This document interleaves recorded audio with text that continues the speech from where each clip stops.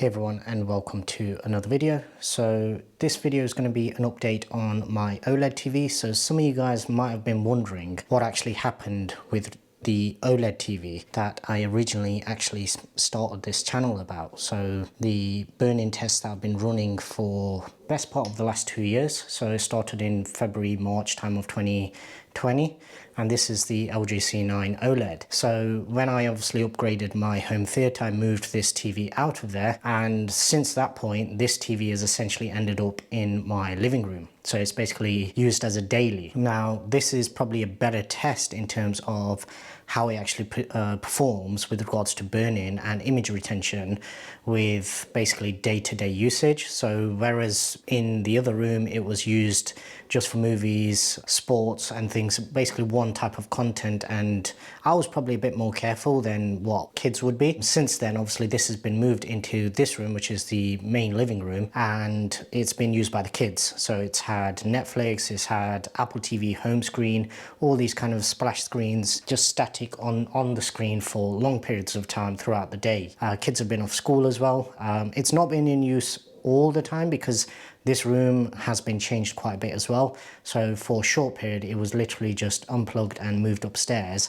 It was left plugged in and it was used once or twice, but it didn't have major usage on it. So what we'll do is we'll go through the service screen again. So as you can see, OLED 65C9 PLA.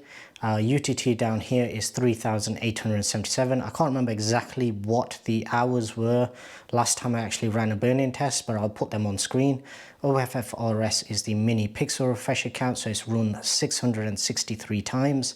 The last one being after 3,876 hours, and JB is the major pixel refresher. That's run 3 times. The last time was after 2,481 hours. I believe 2 of those were manual, and the one that ran after 2,481 hours was one that I actually ran myself. So with that, I'll exit out of that and we'll restart the test. Okay, and what I'll also do is just kill the light.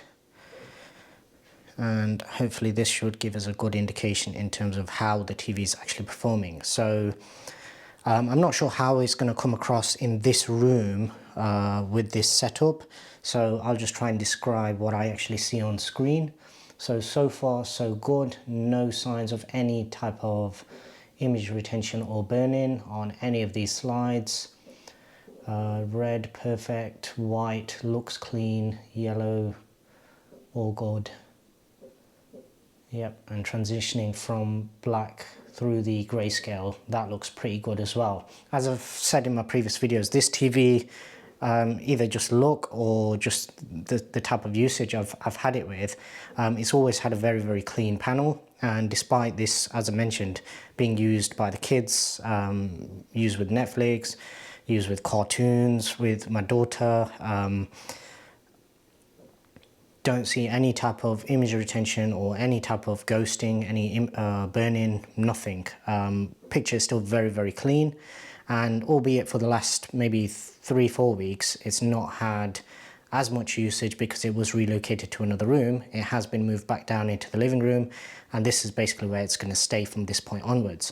If you do want to basically keep up to date with this, what I'll do is probably run this periodically now. So I'm not going to run it as often as I was previously, but I will occasionally just do another checkup on it just to see how it's going. So just as a refresher, this was purchased back in February of 2020.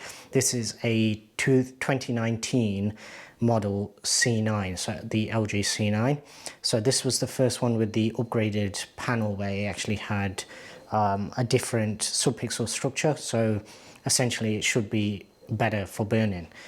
Before the C9, I believe they suffered on the red subpixel, and I believe from the C9 onwards they actually increased the size of the red subpixel, and that actually helped quite a bit. The mitigations that are in place, the ones that I do have disabled are the GSR, which basically does the dimming in dark scenes. I have that disabled permanently, and it's been like that basically since I actually posted my video on that on my channel.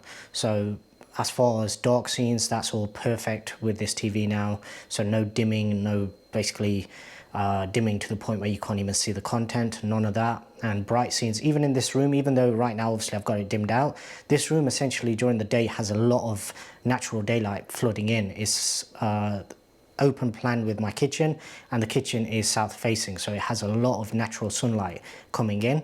And despite that, everybody that sees this actually comments that this is so much brighter than the TCL TV that was actually here before.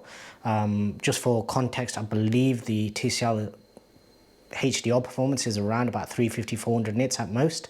This is roughly around 700-800 nits, so it is considerably brighter. All the settings have been left exactly as they were from the other room, so we've not dulled anything down to try and make it last more or last better with kids usage. We've left it exactly as it was, so then hopefully we do get a true representation of what it's like.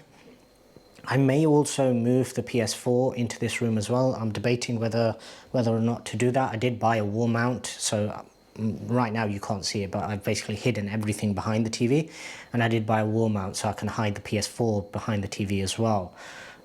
It's not being used in the other room. My son doesn't really play it that much anymore, so I'm considering whether to move it in here so then my daughter can actually make use of it, because at the moment it's basically just a paperweight. But yeah, as you can see, the TV is still all good. It's been moved up and down the stairs. I do hate the design of it being so thin. It makes it so awkward moving this TV about. But once it's in place, then obviously you don't have to worry about that. The image itself, every time I see it, especially after I've watched the projector, where you do have those raised blacks, it does kind of make me jealous of the black levels and just the vibrancy that you get from the OLED picture. But this is a 65-inch TV, and in the other room I have a 120-inch screen size. So the screen size always makes up for having this smaller or more vibrant picture that you get on the OLED. But yeah, if you do have any questions, drop them down in the comment section below, and I'll let this run. But until the next one, thanks very much for watching.